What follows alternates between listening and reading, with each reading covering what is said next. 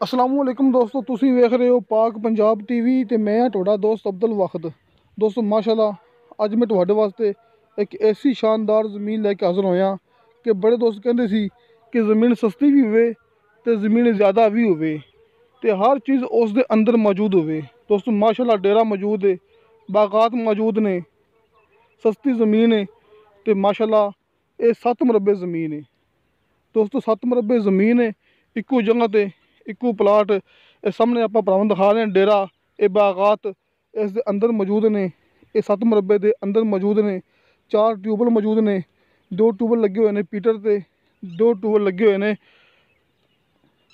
Solar प्लेटां ते। सामने भरावां नज़र आ रही ने ये सोलर प्लेटां, ये शमसी तवानाई। दोस्तों 2 ट्यूबल इस ते लगे हुए हैं तो 2 ट्यूबल लगे हुए हैं पीटर ते। बाकी मौके पर हर चीज़ मौजूद है। दिखा रहे भरावां नूं कि इन्हें कहना बिजली नहीं हैगी, बिजली मौके पर मौजूद है। शर्तिया मीठा पानी है, 4 ट्यूबल ने, 4 ट्यूबलों का शर्तिया मीठा पानी है तो साल का माशाल्लाह इनू ये ज़मीन नूं नेरी पानी है तो एक ही बंदे के नाँ ते ज़मीन है। दोस्तों 7 मरबे ज़मीन ये भरावां दे सामने कि एक बंदे के नाँ ते कोई लड़ाई झगड़ा नहीं, कोई फसाद नहीं। ये भी अपनी गारंटी होंदी है कि आप सिर्फ वो मूवी यूट्यूब पर अपलोड करने आ। खास कर जो मेरा इलाका होवे उत्थे अपनी गारंटी होंदी है। ये ज़िला बहावल नगर, ये ज़िला पाकपतन। दोस्तों ये 2 जो ज़िले है नाल नाल इत्थे आपां काम करने आ ते इत्थे अपनी गारंटी होंदी है कि आप तुहानूं जिहड़ी ज़मीन दिखावांगे उहदे विच कोई लड़ाई झगड़ा नहीं हुंदा। जिस तरह के 7 मरबे ज़मीन है ये भरावां दे सामने गंदम काश्ती की गई है, बागात इस दे अंदर मौजूद ने एक ही बंदे के नाँ ते। दोस्तों ये 7 मरबे ज़मीन 174 एकड़ ज़मीन ये एक ही बंदे के नाँ ते। दोस्तों ये ज़िला बहावल नगर की ज़मीन है। बहावल नगर शहर तो तकरीबन कोई 12-13 किलोमीटर फासला। दोस्तों बहावल नगर शहर तो कोई 12-13 किलोमीटर सफ़र है। मेन रोड तो सिर्फ 3 किलोमीटर सफ़र है। दोस्तों ये ज़मीन मेन रोड के एंड 4 किलोमीटर होना है। मालक का कहना है कि 3 किलोमीटर है, लेकिन दसदा 4 पिया, लेकिन 3 किलोमीटर दूर हैगी है ये मेन रोड तो, जोड़ा कि चिश्तियाँ बहावलपुर मेन रोड जो अगे जाके कराची रोड के नाल टच हो जाता है। दोस्तों उस रोड तो सिर्फ 3 या एंड 4 किलोमीटर फासला है इस ज़मीन का। माशाल्लाह पक्के खाले मौजूद ने, बागात मौजूद ने, 4 ट्यूबल मौजूद ने, मिठा पानी है शर्तिया, ये भी अपनी गारंटी है तो 70-75 हज़ार रुपया साल का ठेका चलता पिया है फी एकड़ के हिसाब नाल, ये भी अपनी गारंटी है। ये 7 मरबे ज़मीन भरावां दे सामने इहदे विच तकरीबन कोई 16 एकड़ मालक का कहना है कि 16 एकड़ किन्नू दे बागात के माल्टां दे बागात 16 एकड़ मौजूद है। 16 एकड़ रकबे दे विच जिहड़ा कि किन्नू दे बागात मौजूद ने। 2 एकड़ दे विच आंब ते अमरूद लगे हुए हैं कि 2 एकड़ दे विच अमरूद अंब दे बागात मौजूद ने। 16 एकड़ दे विच किन्नू दे बागात मौजूद ने तो कुछ हिस्से दे विच खजूरां भी लगियां हुई ने। असीं समझ लो कि खजूरां, ये किन्नू, ये आम, ये माल्टां दे बागात इस 7 मरबे दे विच आपां नूं मिलणगे, वो मौजूद ने। माशाल्लाह असीं समझ लो कि बड़ा अच्छा चलदा फिरदा कारोबार भी है तो ज़राई ज़मीन है कि इत्थे शर्तिया मिठा पानी है। ये अपनी गारंटी है कि इत्थे शर्तिया मिठा पानी है।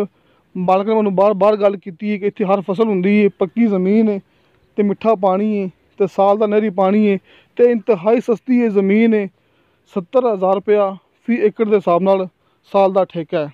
दोस्तों अमूमन आप यूट्यूब पर वीडियो अपलोड करने जिनका 70-75 हज़ार रुपया साल का फी एकड़ के हिसाब नाल ठेका होवे, वो ज़मीन आपां नूं काफ़ी महंगी मिलती होंदी है। मिसाल तौर तो वो ज़मीन आपां नूं मिलती होंदी है तकरीबन कोई 20 लाख के आस पास फी एकड़ के हिसाब नाल। तुसीं ये याद रखना है कि साडे इलाके च जिथे इन्ना ठेका चलता पिया है उत्थे तुहानूं कम से कम 20 लाख नूं फी एकड़ ज़मीन मिलनी है। दोस्तों इस ज़मीन की डिमांड की है सिर्फ मालक ने 13 लाख रुपया फी एकड़ डिमांड की है। थोड़ी बहुती कमी पेशी होगी क्योंकि फिलहाल कमी पेशी आप पहले ही मालक ने अपन कर छड़ी है कि 19-20 का फर्क हो जाएगा कि कीमत ज़्यादा है, लेकिन आस पास कीमत ज़्यादा है, लेकिन मालक ने पहले अपन गल की है कि भाई मैं कीमत सिर्फ मंगता पाँ 19 को जिन्नी को लेनी है। लेकिन फिर भी आप भरावां वास्ते कमी पेशी प्यार मुहब्बत करवा देंगे। 13 लाख रुपया अं समझ लवो कि 13 लाख रुपया फी एकड़ इनकी डिमांड है। बाकी भरावां नूं मैं मुकम्मल इस बारे दस चुकिया कि इहदे विच माशाअल्लाह बहुत वड्डा डेरा मौजूद है, 4 ट्यूबवैल मौजूद ने, 2 ट्यूबवैल लगे हुए हैं सामने प्लेटां ते। बिजली खुद पैदा की गई, लेकिन बिजली इत्थे वैसे भी हैगी है, इत्थे सरकारी बिजली भी हैगी है। बागात मौजूद ने 16 एकड़ दे विच, माल्टे दे बागात 2 एकड़ दे विच, अंब ते अमरूद दे बागात, कुछ हिस्से दे विच खजूर दे बागात है ने। ये भरावां दे सामने इक्को जगह ते मौजूद है। ये 7 एकड़ ज़मीन इक्को जगह ते मौजूद है कि दरम्यान दे विच किसी किस्म का कोई जिहड़ा कि रस्ता नहीं हैगा कि 4 चफेरे अपने राह लगदे ने। दोस्तों मौके ते ये दिखा रहे हैं आपां कि मौके ते रस्ता सरकारी आंदा है। दोस्तों पिछों पक्का रस्ता आंदा है, सिर्फ ज़मीन के करीब आके रस्ता कच्चा हो जाता है। मौके ते सरकारी रस्ता आंदा है, इत्थों गड्डी आसानी नाल ट्रैक्टर ट्राली इत्थों आसानी नाल आ सकदी है। बाकी भरावां नूं सामने स्क्रीन ते अपना ऑफिस नंबर ते अपना कॉल नंबर, मेरा नंबर भी, अपना ऑफिस नंबर भी, अपना दफ्तर नंबर भी तुहानूं सामने इस स्क्रीन ते नज़र आ जाएगा। वैसे भी किसी दोस्त ने अपने नाल मुलाकात करनी होवे ते जिस तरह कि मैं भरावां नूं दसदा हुन्ना कि इत्थे आरफ वाला शहर दे विच घुमारां वाला चौक बड़ा ही मशहूर है कि इत्थे अपना ऑफिस हैगा, इत्थे अपना दफ्तर हैगा। तुसीं इत्थे आके अपने नाल मुलाकात कर सकदे जी। किसी भी ज़मीन दे बारे च घर या प्लाट कोई मकान जो भी चीज़ हैगी तुसीं साडे नाल मशवरा कर सकदे जी। अपने कोल माशाअल्लाह घर भी है ने, प्लाट भी है ने, ये ज़राई कमर्शल ये ज़मीनां है ने अपने कोले। आपां इत्थे आरफ वाला ते बाबा नगर इन्हां 2 एरिया च आपां कम करने आ। वेखो सामने भरावां नज़र आ रहा है, ये नंबर अपने ही ने। उपरला अपना ऑफिस नंबर हैगा, ये भाई मोहम्मद शफकत साहब जिहड़े कि दफ्तर च मौजूद हुंदे ने। तुसीं इस नंबर ते कॉल भी कर सकदे जी, व्हाट्सएप ते मैसेज भी कर सकदे जी। ते नीचे दा नंबर मेरा हैगा, ये अब्दुल वाहिद मेरा नाम है।